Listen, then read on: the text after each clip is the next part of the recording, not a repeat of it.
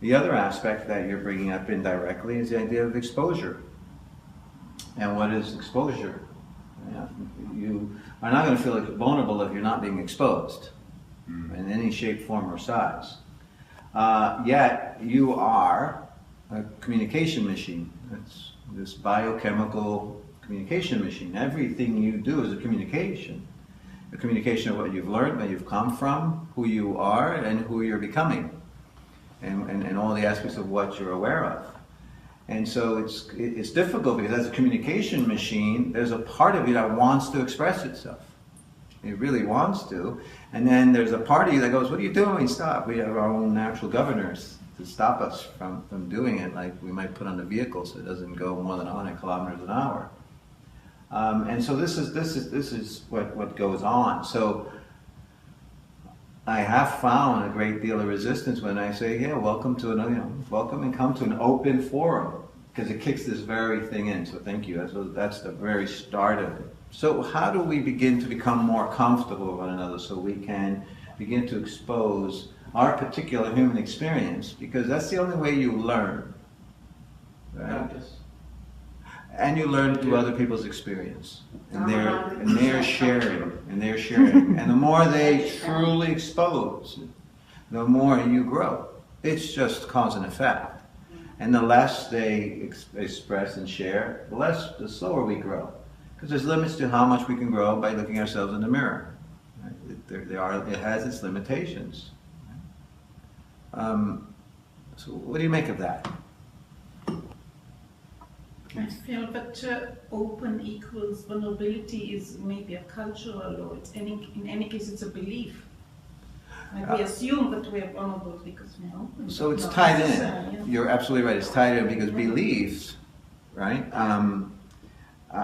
And cultural beliefs are going to determine our behavior. Right? If you believe the world is flat, and I say, here, take my yacht. It's a $100 million yacht, and you take it for the whole summertime. You're going to be really excited. Yeah, the whole summer, it's yours. But I insist you go straight out into the ocean and don't stop for the next 2 months. And you believe the world is flat. How are you going to feel in that magnificent yacht? Terrified. Right? If you believe... Sorry? Depends if it has a helicopter. Good thinking. Helicopter pad. I like the way my yacht is not that magnificent. Dream bigger. Exactly. But if I believe the world is round, right? So your behavior is affected by your belief, absolutely. And on top of it, you're enculturated by the culture you come from, your family culture, and the culture you choose to live in. And that combination, which is meant to and can uplift us and expand us into seeing other perspectives, can also imprison us after a while. It's like the proverbial canoe that can get us across the river, but if you walk around with it, once you're across on your head, you're going to look kind of silly, and it's going to be difficult to really bother with. So then when I say, hey, you're in an open forum, welcome, it challenges immediately your cultural beliefs, how communication should occur. It's going to challenge all the things that keep you safe. Right? So is this a safe experience? Absolutely not. Hopefully not.